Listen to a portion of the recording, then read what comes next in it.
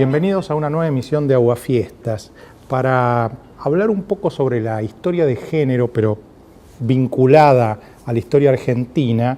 Hemos convocado hoy a una de las historiadoras más sólidas e interesantes de la Argentina, María Sáenz Quesada, doblemente académica, periodista, porque dirige la revista Todo es Historia y viene con esa revista desde la época de Félix Luna, muchísimos años, y una escritora muy fecunda que acaba de reeditar el libro Mujeres de Rosas, en donde ha incorporado ahora una serie de cartas que habían permanecido hasta ahora inéditas, y no solo inéditas, sino desconocidas, con relación básicamente a Eugenia Castro, que fue una especie de amante o manceba, podríamos decir, de Juan Manuel de Rosas.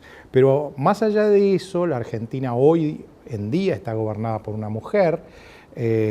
María es especialista, ha escrito un libro sobre otra mujer peronista muy interesante, que es Isabel Perón, y el caso de Eva Perón, que también está en boga, no solo por el tema de los billetes, sino por este aniversario que se está evocando últimamente. De manera tal que vamos a dedicar el programa hoy un poco a la historia de género en la historia argentina, vinculando el libro de María, Mujeres de Rosas, con esta trinidad peronista tan peculiar. Vamos a los auspicios y enseguida al curso del programa.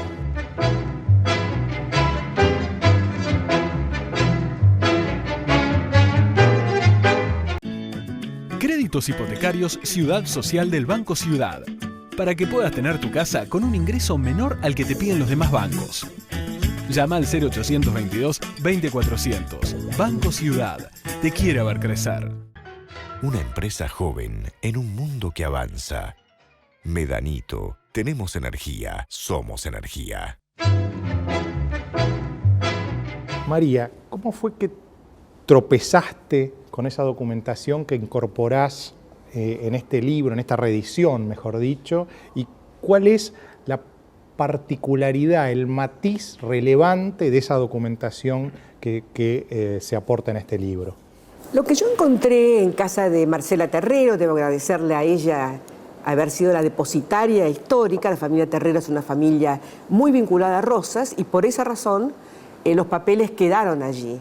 Y yo casualmente, cuando esta Marcela quiso hacer una donación de un sillón de San Martín a la ciudad de Buenos Aires, que se puede ver hoy en el Museo Saavedra, o sea, algo también impresionante, le pregunté si tenía alguna idea, porque desde que escribí la primera versión de Mujeres de Rosas, me quedó un poco la impresión de que tenía que haber más cartas. Y ella me dijo, sí, las cartas del soldadito están aquí. Y abrí un cajoncito y allí estaban.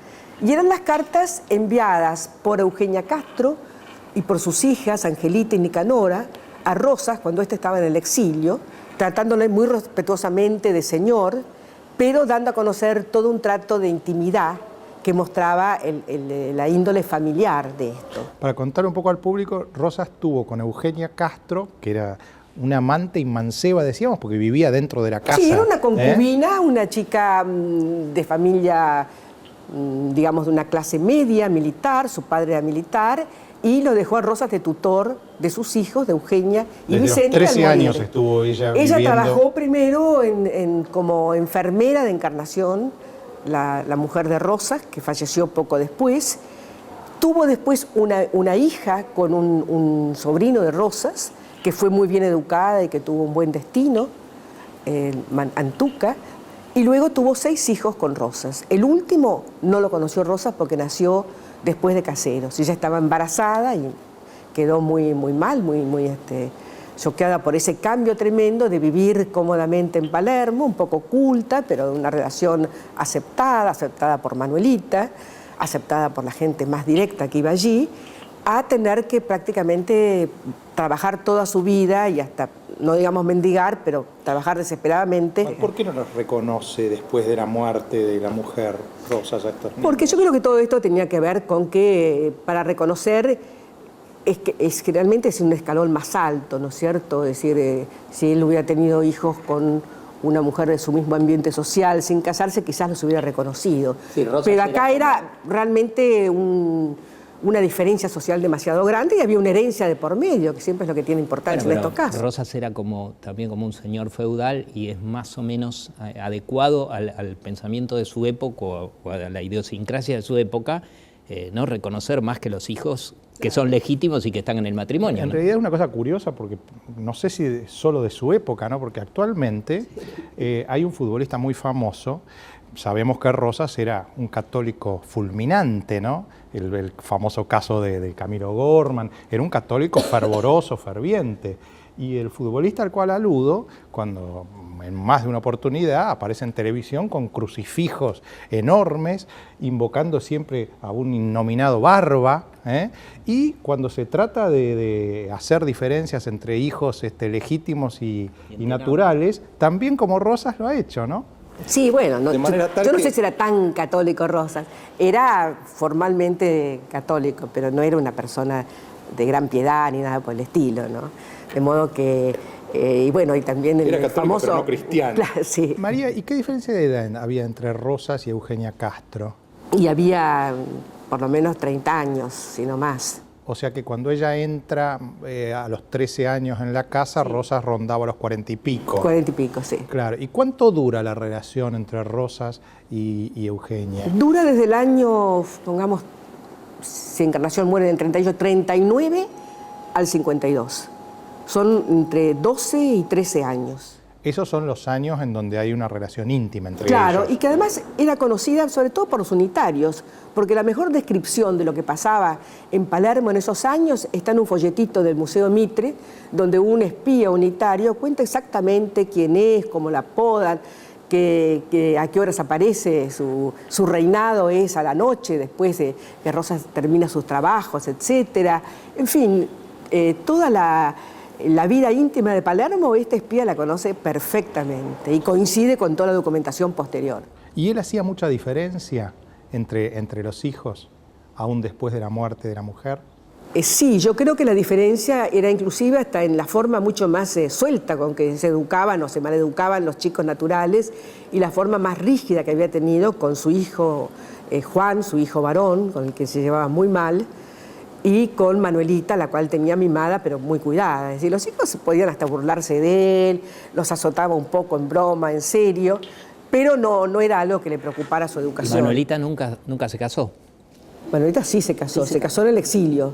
Manuelita no se casó mientras Rosas fue gobernador de la provincia de Buenos Aires, porque para él era muy duro separarse de esta niña. Sin embargo, su novio era el hijo de su mejor amigo, un terrero precisamente, Máximo Terrero. Y esta historia es bastante romántica. Cuando Rosas al día siguiente de Caseros está ya embarcado con sus hijos en un barco de guerra inglés, Manuelita está desesperada pensando que Máximo ha muerto porque lo ha acompañado a la batalla de Caseros. Y llega un emisario, un marino sueco, digamos un independiente, y le cuenta que Máximo vive. Entonces ella llora, lágrimas emocionada, y cuando el barco que los lleva llega a Southampton, unos pocos días después llega Máximo, que también ha decidido Europa, ha decidido casarse, pedir su mano y casarse con ella. Y Rosas pone como condición, no vivamos nunca juntos. ¿Y cómo se va a casar esta Manuelita que tiene casi 40 años? Pero bueno, ella después hace una vida muy feliz. Es una mujer realmente equilibrada, inteligente, práctica. Tiene hijos, los ingleses los llama, que no hablan casi español. Y vive muchos años más, muere cerca de los 80 y Rosas tantos. obstaculizó el casamiento de Manuelita No quería mientras estuvo. directamente. No quería. No quería que se Lo casara. prohibía. Una pregunta interesante a formularse es por qué los historiadores, la historiografía argentina, relativamente ocultó la relación de Rosas con Eugenia Castro, como si, como vos de algún modo lo insinuás en tu libro, como si un hombre de 45 años pudiera permanecer célibe durante un montón de años y eso fuera razonable, y la relación con Eugenia siempre estuvo como en una situación de sombra, ¿no? Sí, yo creo que forma parte del estilo de historiografía un poco solemne, aunque Manuel Gálvez sí lo menciona a Eugenia en su libro, desde una perspectiva un poco machista, dice que, bueno, Rosas tenía esta relación como correspondía, etcétera. Pero yo creo que tampoco formaba parte del interés de la época tanto, de la historiografía de la época. De la gente común en el Buenos Aires del siglo XIX se hablaba mucho de Rosas, muchísimo. Después que se fue también era tema. También formaba parte de las ideas mismas de Rosas, el hecho de que la familia tenía que tener un cierto formato que era el de la religión que profesaba, ¿no? A mí en este libro me gusta hacer el análisis de las distintas mujeres y creo que la influencia decisiva es la de la madre. La madre es una mujer del antiguo régimen que le transmite todas esas ideas del orden y también de que de alguna manera él, por su condición de gran figura, está por encima de la ley.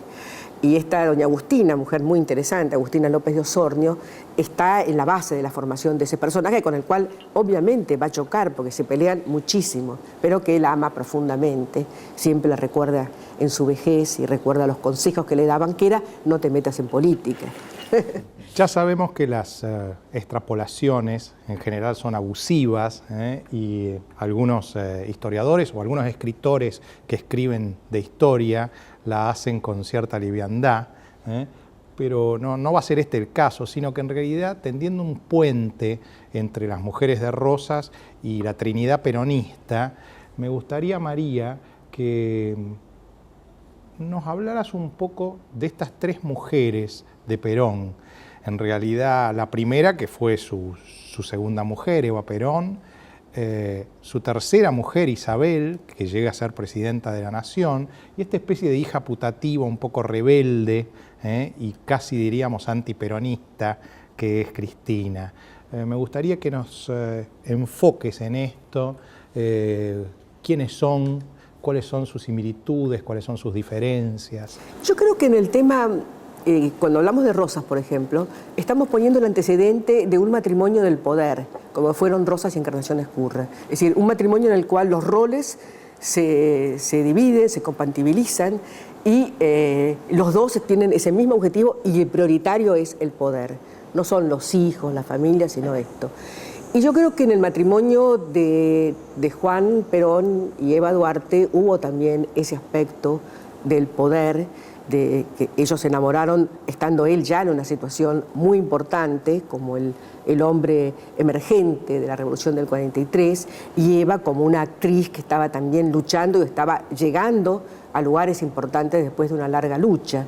Y ese encuentro hace que luego acomoden más sus roles, o mejor sus roles. Ella se orientará hacia el tema de los humildes, ¿no es cierto? Será la cara caritativa o amable, ¿no es cierto?, del poder. Él al manejo más de los temas del gobierno mismo.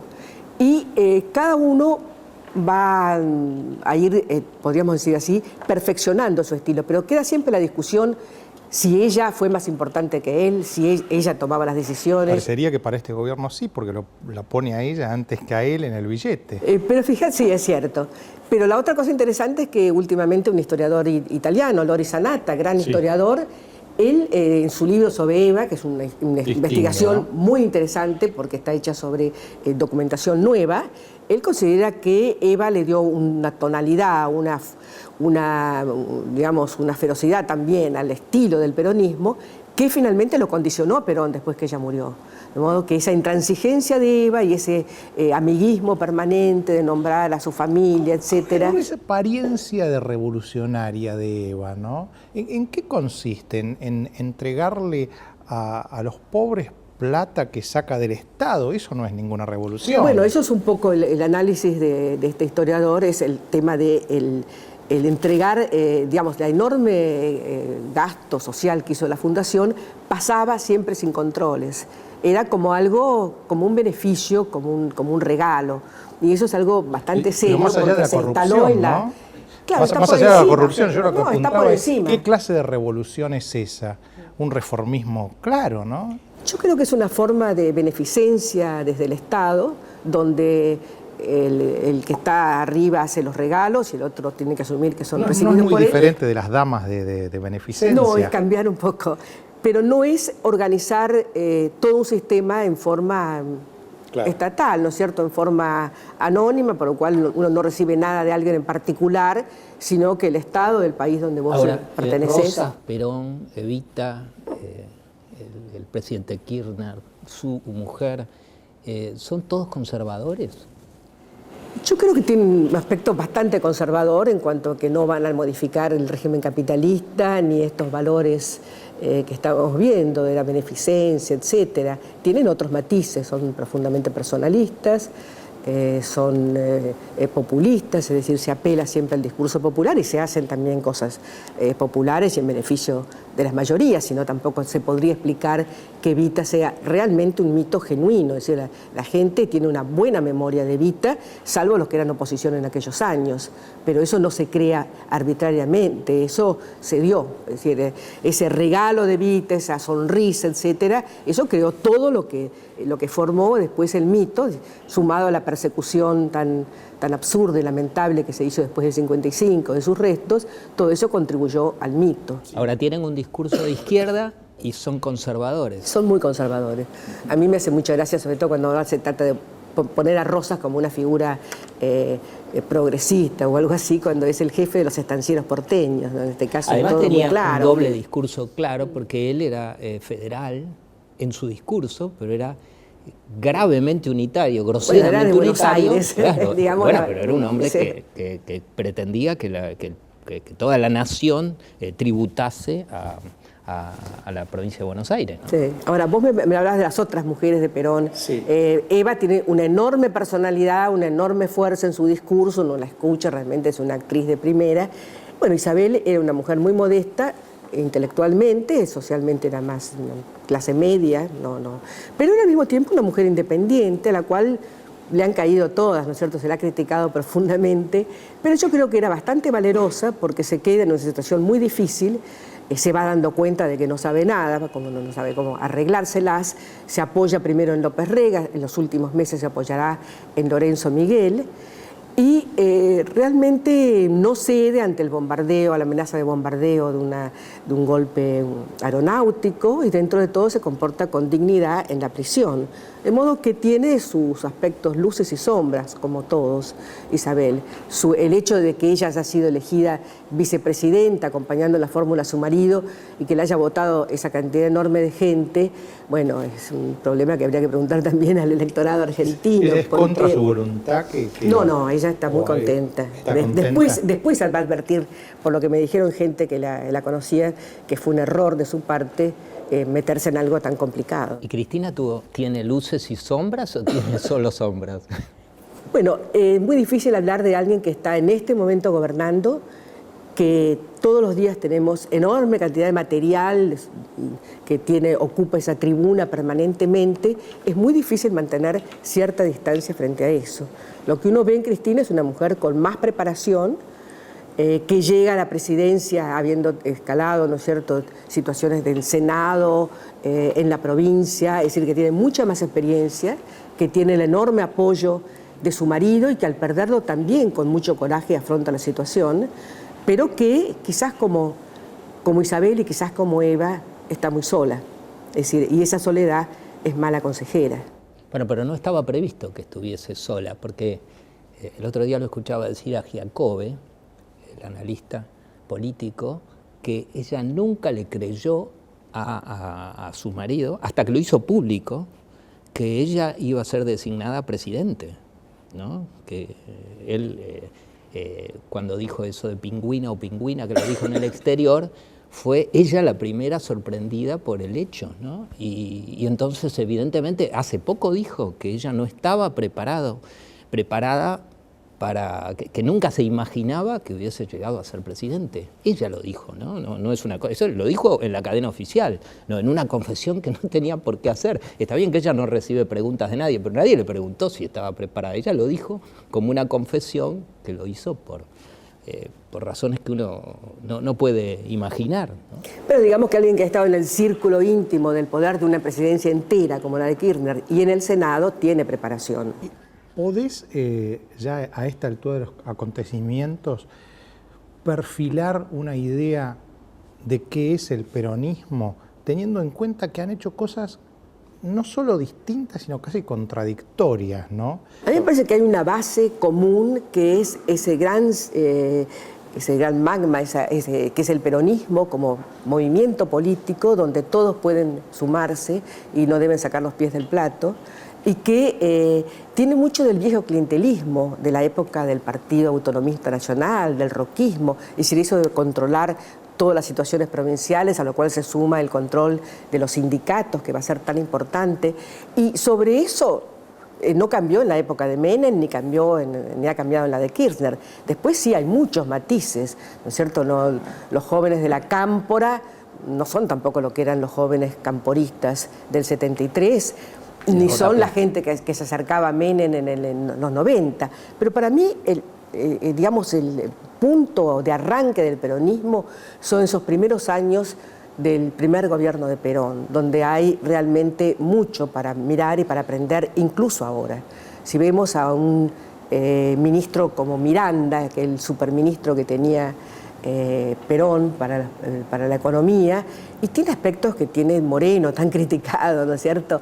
Y todo ese cosa dramática que da Cristina Fernández de Kirchner en sus discursos, tiene bastante imitación de lo que hacía Evita, ¿no es cierto?, que era una actriz extraordinaria para comunicarse con las masas. Ella a lo mejor no tiene ese mismo, las masas no son exactamente lo mismo que el grupo que la rodea, pero hay una intención de parecerse y hay un cierto parecido. Y hay algo castrense, ¿no?, en todos, porque más allá de que el gobierno kirchnerista se ha manifestado siempre en contra de los militares, ese origen militar de Perón se ve en el lenguaje que usan los Kirchner, ¿no? Porque a esta organización de las cárceles la llaman batallón militante. Sí, impresionante. Sí. A los adeptos no lo llaman prosélitos, no, lo llaman militantes. Todo lenguaje militar. Claro, es como un círculo, porque salimos de la época de los militares, ¿no? Y volvemos a llegar con un lenguaje a lo militar, porque alguien que se reconoce como soldado de Cristina es alguien que no piensa, que obedece, y eso es la negación de una democracia, porque yo no tengo, un ciudadano no tiene que obedecer a nadie, tiene que pensar por sí mismo.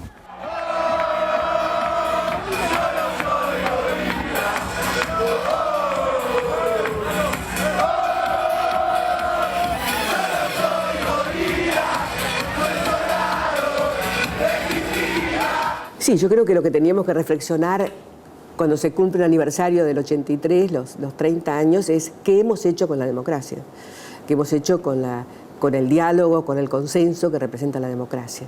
Y este tipo de manejo del poder total, que es realmente la excelencia con que se manejan en esto Kirchner o su mujer, o en su época Perón, nunca Isabelita. Esto es algo que también se adapta a la forma de los argentinos de convivencia. Ahora, hay algo que vos dijiste que es muy interesante y que la verdad que no lo había escuchado antes, la comparación entre Miranda y Moreno. Realmente es asombroso que nadie, yo por lo menos es la primera vez que lo escucho, pero en los dos casos, Perón puso a Miguel Miranda como ministro de Economía por las mismas razones que Kirchner puso a Moreno, porque desprecia a los economistas. Es decir, claro, hay un desprecio del conocimiento en el gen peronista, porque tener a disposición una cantidad de peronistas, de economistas importantes, y poner a alguien que evidentemente no es economista en el cargo más importante, a cargo de la economía de todo el país. Ahí no hay, porque en una primera etapa se puso a Labaña, o estaba... Sí, bueno, pero a Labaña lo soportó, no claro, es que lo lo puso. Un par de años. Sí. Lo soportó hasta que pudo prescindir de él. Y también Perón, después de este amateur, de este exitoso, puso a Gómez Morales. Después a Helber, ¿no es cierto?, que era alguien que le prometía un arreglo feliz. Tampoco era un economista. Tampoco lo era. En el 46 la situación argentina era muy favorable y yo creo que Perón con Miranda pensaba que era una cuestión de voluntarismo en muchos aspectos, hasta que se le viene abajo todo el tema del comercio exterior, de la producción rural, etc. Y aquí parecería también que ante las dificultades que hay en este momento, cuesta mucho dejar de lado el voluntarismo. Para terminar y redondear un poco el programa, la pregunta sería si las mujeres son íncitas al sistema peronista.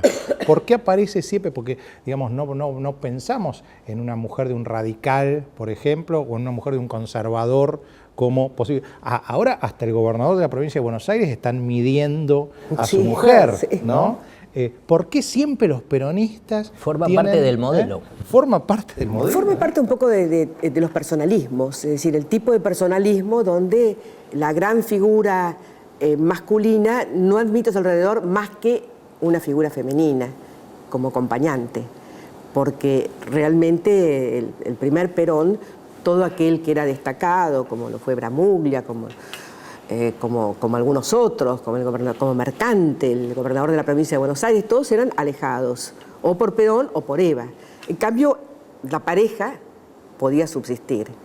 Y en el caso de Isabelita, la eligen porque Perón prefiere no tener de acompañante o a un cafiero, o a un sindicalista, o a uno de la juventud, o a una balmerina. El poder como bien gananciado.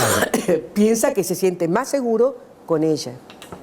Y en el caso de los Kirchner, bueno, con los vicepresidentes no les ha ido muy bien, pero digamos, uno y otro se han apoyado realmente. Claro, es como decir, ¿con quién se va a tener más confianza que con la mujer, no? Bueno, María, invitamos a la lectura de este libro que se acaba de reeditar, que sin duda me parece que es un hallazgo, y te agradecemos, te agradecemos muchísimo la presencia en Aguafiestas.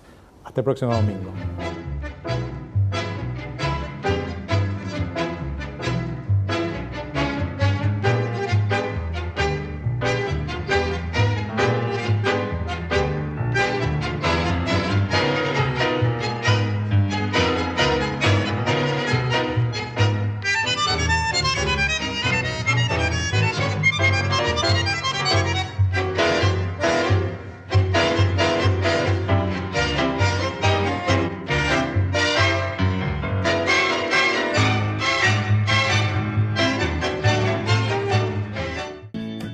Créditos hipotecarios Ciudad Social del Banco Ciudad, para que puedas tener tu casa con un ingreso menor al que te piden los demás bancos. Llama al 0822-20400. Banco Ciudad, te quiere ver crecer. Una empresa joven en un mundo que avanza. Medanito, tenemos energía, somos energía.